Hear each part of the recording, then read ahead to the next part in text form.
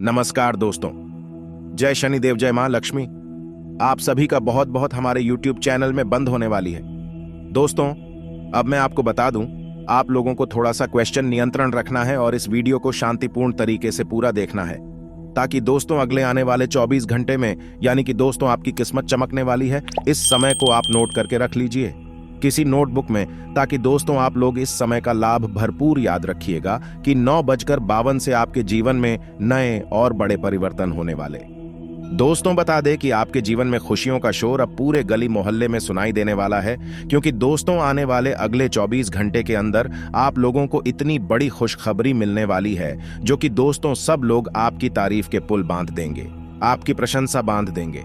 और जो लोग आपसे बात नहीं करना चाहते थे, वह लोग भी दोस्तों अब आपके पीछे बात करने की होड़ लगा बैठेंगे। बस दोस्तों, आपसे यही निवेदन है कि आज की जानकारी को आप शुरू से लेकर अंत तक देखें, ताकि हर चीज का लाभ आपको मिल सके। दोस्तों, लेकिन अगले 24 घंटे में आपको बहुत ही ज्यादा सावधानी रखने की आवश्यकता है। इसके साथ दोस्तों आपका कोई बाल विवाह का नहीं कर पाएगा। इसलिए दोस्तों, आज की इस वीडियो को आप शुरू से लेकर अंत तक जरूर देखें। हम आपको बताएंगे जिसके लिए आपको वीडियो अंत तक देखना होगा, और उन उपायों को करने मात्र से कुछ ही दिनों में आप देखेंगे कि आपके जीवन में बदलाव आने शुरू हो जाएंगे। दोस्तों, हम यह नहीं कह रहे कि आप रातों रात करोड़पति हो जाएंगे या आपके जीवन में कोई बहुत ही जबरदस्त चमत्कारी बदलाव आ जाए। दोस्तों, ये सब बातें करना केवल हवाई बातें हैं। इनका वास्तविक जीवन से कोई लेना देना नहीं होता। जीवन में जब भी बदलाव आते हैं, धीमे धीमे आते हैं, और ज्योति में बदलाव होते हैं, वही टिकाऊ भी होते हैं। आप भी इन बातों को अच्छी तरह से समझते हैं, तो हम अपनी वीडियो के माध्यम से केवल सच्चे ज्ञान का प्रसार करना चाहते हैं। झूठे कपोल कल्पित बातें फैलाने में हमारी कोई दिलचस्पी नहीं है। इसलिए दोस्तों, हम चाहेंगे कि आप हमारी इस वीडियो को पूरे धैर्य के साथ देखें। हो सकता है ये वीडियो थोड़ा सा लंबा हो जाए, क्योंकि ज्ञान की बातें विस्तार के साथ बताई जाए तो ज्यादा बेहतर तरीके से समझ में आती है। और जब आप ज्ञान को अच्छी तरह से समझ लेंगे, तभी तो उसे अपने जीवन में उपयोग कर पाएंगे, और हमारा वीडियो बनाने का और आपका वीडियो देखने का भी मकसद तभी तो हल हो पाएगा दोस्तों। इसलिए हम चाहते हैं कि आप वीडियो को पूरा देखें।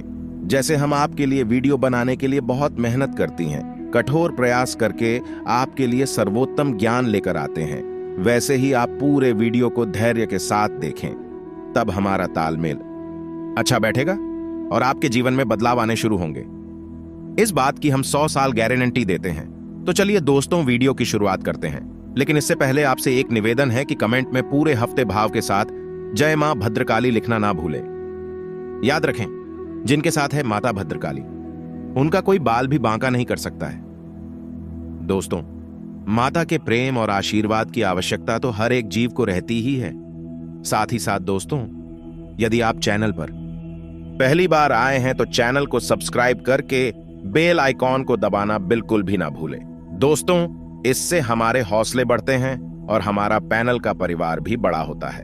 तो चलिए दोस्तों, शुरू करते हैं और आपको बताते हैं 21 कड़वी बातें हैं जो आपके जीवन में शामिल रहते हैं, जिनसे आपको हमेशा बचना चाहिए। दोस्तों, आपके जीवन की अच्छाइयों के बारे में तो आपको सभी बता देते हैं, लेकिन कड़वी बातें, नकारात्मक बातें हर इंसान नहीं बताता है, क्योंकि इनसे बुराइयां मुरली जाते हैं, इनसे मनमुटाव हो सकते हैं। क्योंकि सामने वाले का मन है, उसे बात अच्छी नहीं लगी तो वह नाराज भी हो सकता है। लेकिन दोस्तों, हम जानते हैं आपके बौद्धिक बल पर हमें पूर्ण भरोसा है कि आप हर बात को खुले मन से स्वीकार करना जानते हैं। इसीलिए दोस्तों, शुरू करते हैं। तो दोस्तों, आपके जीवन के स्वभाव के पहले कड़वी बात यह है कि आप हमेशा गलत जगह पर अपनी भावनाओं का प्रदर्शन करते हैं। यह है कि लोग आपको अनाड़ी समझते हैं और आपकी भावनाओं की कदर नहीं होती है। दूसरा बुरा पहलू यह भी होता है दोस्तों कि आपकी जेब हमेशा खाली रहती है।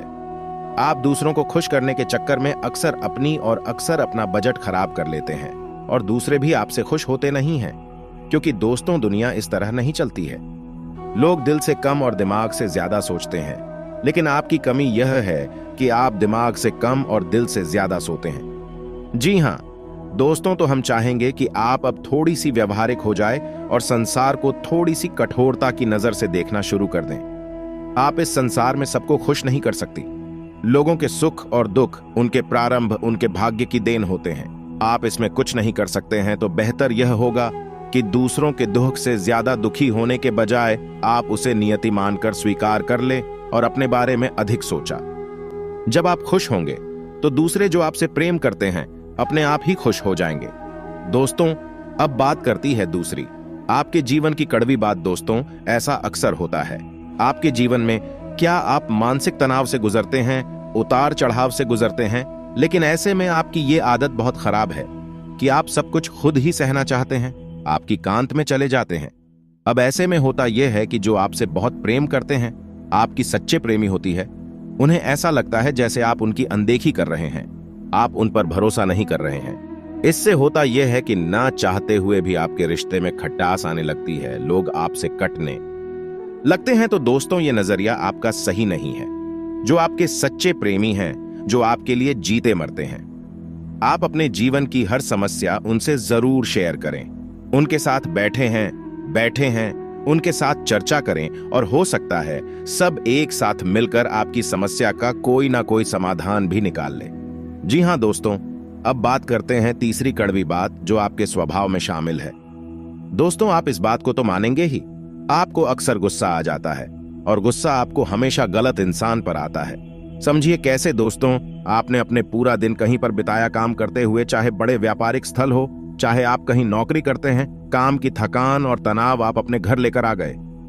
अब आपने अपने कार्यस्थल पर तो किसी को क्रोध नहीं किया, लेकिन वह क्रोध आपके मन में भरा रहा है।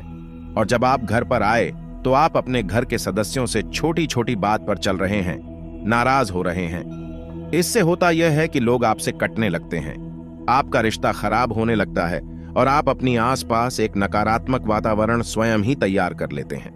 ऐसे में आपकी परेशानी कम होने की बजाय और बढ़ने लगती है।